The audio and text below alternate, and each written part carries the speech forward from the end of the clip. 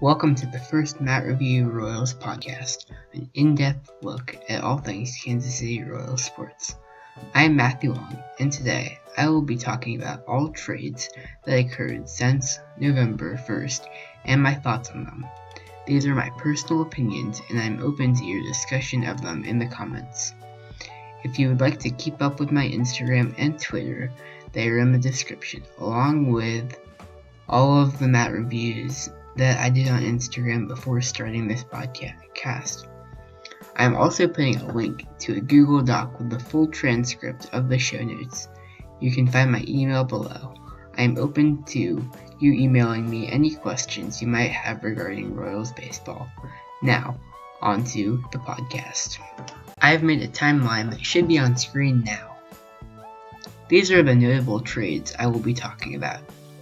On November 2nd, Johnny Cueto, Ryan Madson, Franklin Morales, Chris Young, and Ben Zobrist elected free agency. On the same day, they activated Lane Adams, Luis Coleman, Johnny Gomes, Terrence Gore, Jeremy Guthrie, Omar Infante, and Greg Holland. The players that were activated allowed them to be traded to other teams or allowed them to have major league contracts discussed. After a player's contract ends, they have a period called an option, meaning that is a time where only their current team can offer them a contract. But if they opt out of the offered contract, meaning that they could not reach a contract agreement, then they can sign with any. On November 4th, Jeremy Guthrie, Alex Rios, and Alex Gordon elected into free agency. And on the 5th, Johnny Gomes elected into free agency.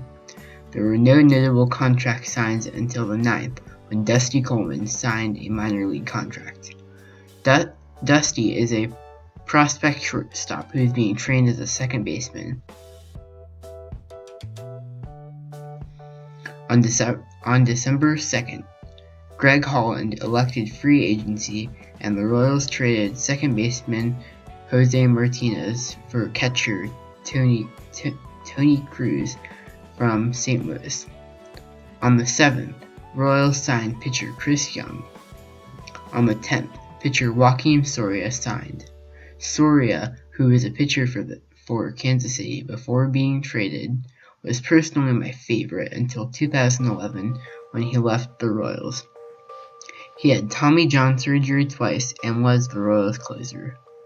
Until being signed with Kansas City on the 10th, he wandered around the league and was with 5 different teams. On January 6th, the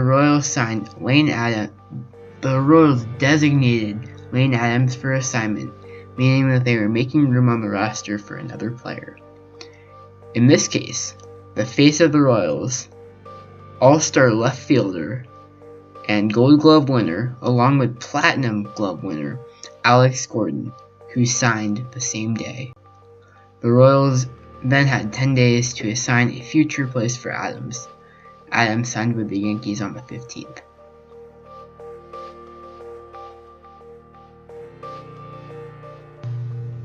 Around late December to mid-January, most of baseball's news is about arbitration. You can think of arbitration as the time that players get raises. The company, in this case baseball teams, has to agree with players on a raise. The Royals had 7 arbitration-eligible players: Luis Coleman, Danny Duffy, Gerard Dyson, Tony Cruz, Drew Butera, Mike Moustakas, and Lorenzo Cain. On January 15th, the first 5 of those players, who again are Luis Coleman, Danny Duffy, Gerard Dyson, Tony Cruz, and Drew Butera, agreed to arbitration contracts. This left Mike Moustakas and Lorenzo Cain without agreements. If arbitrations are not met, it is taken to a jury to decide the payment amounts. This is usually not good for teams or players, but can sometimes not be avoided. Danny Duffy saw a $2.2 million increase, as he now has a $1.225 million contract. Gerard Dyson now has a $1.725 million contract after making $1.225 million last year. Cruz will make $975,000 this year after $775,000 last year.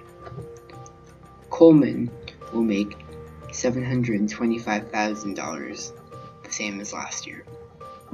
Butera will make $1,162,500 this season. Kane signed an arbitration contract for 2 years for $17.5 million.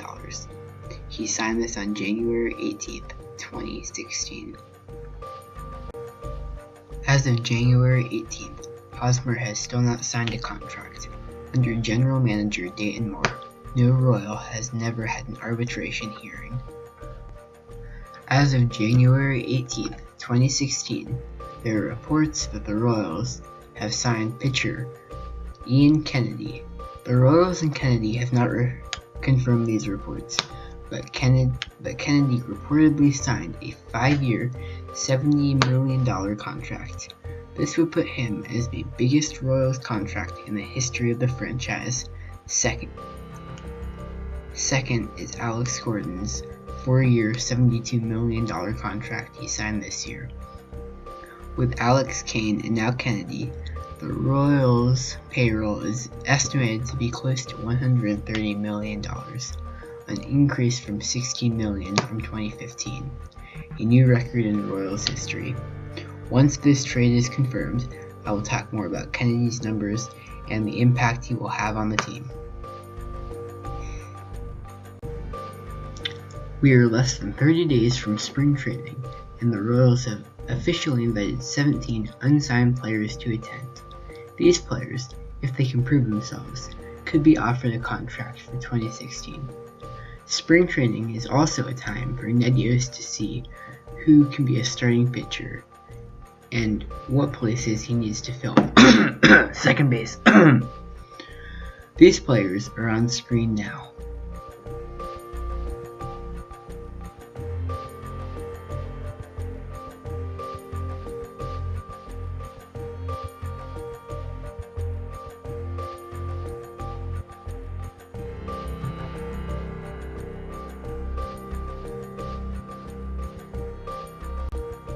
ESPN did an article on the best defenses in MLB baseball. The list was very well put together, but they tied the Kansas City Royals and Arizona Diamondbacks for first place. They were able to back up their reasoning for doing this, and after reading the article, I had to agree. It did make sense. I would highly recommend that you read the article with the link in the description below.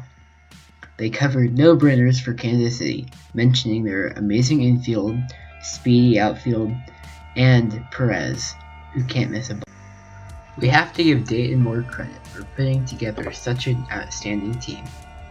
He knows what he is doing, and he was able to bring the 2007 Royals to this, a 2-time World Series team and a 3 consecutive year winning team. I look forward to adding another year to both of those and seeing a strong final year for Ned Yost and Rusty. Stay Royal, Kansas City.